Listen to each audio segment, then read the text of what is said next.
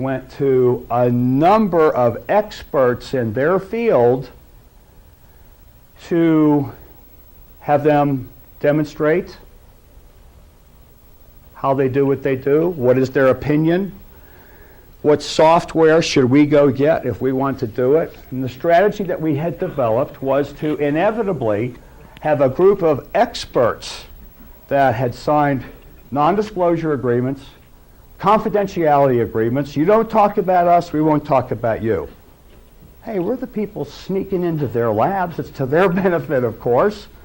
They agreed. They're looking over their shoulders, hoping that somebody upstairs is interested enough to let it continue. Well, unfortunately, when non-disclosures are signed and people are of a habit of living up to them, if somebody calls to inquire whether or not someone was there to test pictures, let alone pictures of the paranormal, what's their answer supposed to be, and usually is, no. Never heard of them. They were never here. And that happened a lot for a long time.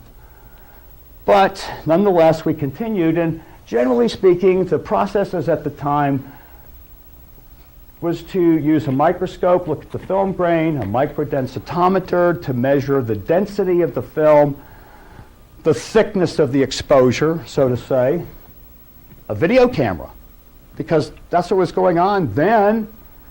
Ground Saucer Watch and Bill Spaulding were the people doing computer testing by taking a photograph, holding a video camera, black and white video camera, at the right distance where it's, quote, in focus, getting it into the computer and running software that was developed for measuring cracks in metal. Cracks in metal.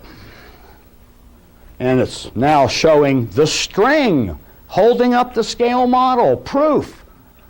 Are you kidding me? Are you kidding me? I'm saying, looking at this and going, wait a minute, this guy shot a Polaroid photograph or took a print of a print and scanned it at 400 to 500 lines, depending, across the entire image, not per inch, across the entire image, and has it in a computer and found a string? That was believed to be the standard law of testing UFO pictures for about, you want to tell me how long did people believe that? About 10 years that you could do that. So as we're involved in this, we're going, wait a minute, this is weird over here. These people believe things about testing and have authorities that is dangerous to believe that.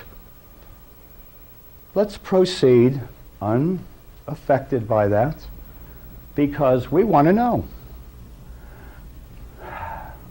A spectral or spectrum analyzer in film was a standard stock and trade part of examining a negative. Then, looking at red, green, blue, or cyan, yellow, magenta, if you were going to print, and having information about that. Scanners, back then, difficult to get at and use, but did it whenever possible. All of it to get data, numbers, to use a computer system.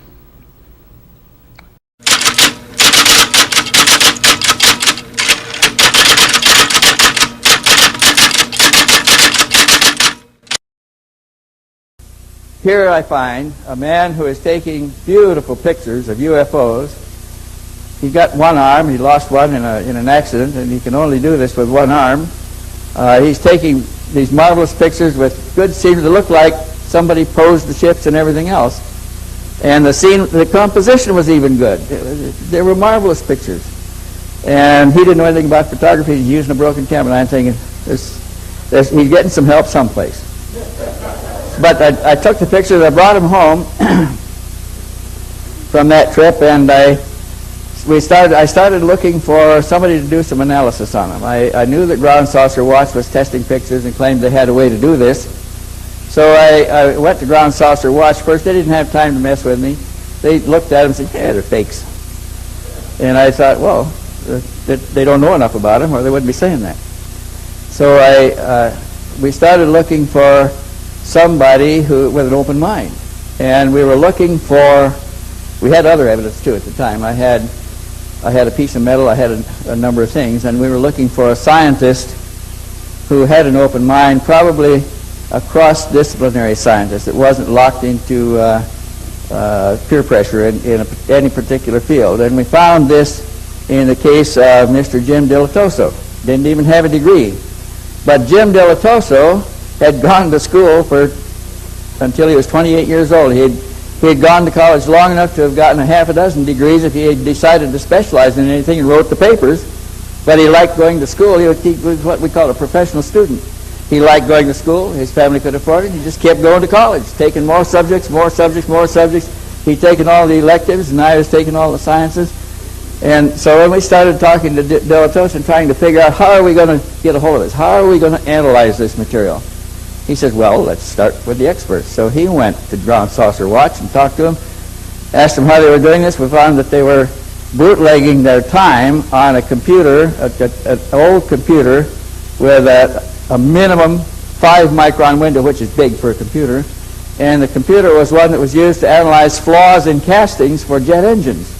And they were doing it at night on that computer, and they were using 4 steps that didn't show them anything. So Dilettoso immediately recognized that this is not scientific. They're eyeballing it and making the computer say what they want it to say, and then writing up a little story describing what was going on and getting away with it. So we talked to Bill Spaulding's second-hand man, asked him if we could get a look at the equipment. So we did, and we found out that it was manufactured by Spatial Data Systems at Goleta, California. So we went out to Spatial Data Systems to find out what they knew about the system, and they said, oh yeah, this system, they came out here and looked at it. They said a man came in here and looked over our equipment and gave us this 4-point program for analysis. He gave us a name, it's a very famous name today in UFO research. But they said that what we really needed to do was find out a way to do what we wanted to do, that the procedure that was being used wasn't the best. We said, well, can you demonstrate it? So they went to their showroom where they had a new model of the same equipment that was being used by Air Research in Phoenix, and they took the shade off from a lamp on a table, turned the 100-watt bulb over the picture we laid on the table, picked up a Panasonic home video, about a $1,200 job, and holding it by hand like this, shot the picture to get it into memory and then transferred back to the computer, and then that's what they analyzed. Well, right away they lost everything because they didn't have a stable mount. They were holding it by hand. They had incandescent light, 100 watts, and it was reflected from a thing on a table. There was no light table. There was no filters. The resolution on the camera itself was so bad it couldn't have shown anything anyway. So we thought, gee whiz, what are we up against here? This is no way to test anything. We've got to find a better way. So the people at Goleta said, go over to JPL. They're the ones that are making these beautiful pictures from this fuzzy image data that's coming back from the satellites, and maybe they can tell you how to do it. So we did. We went over to JPL.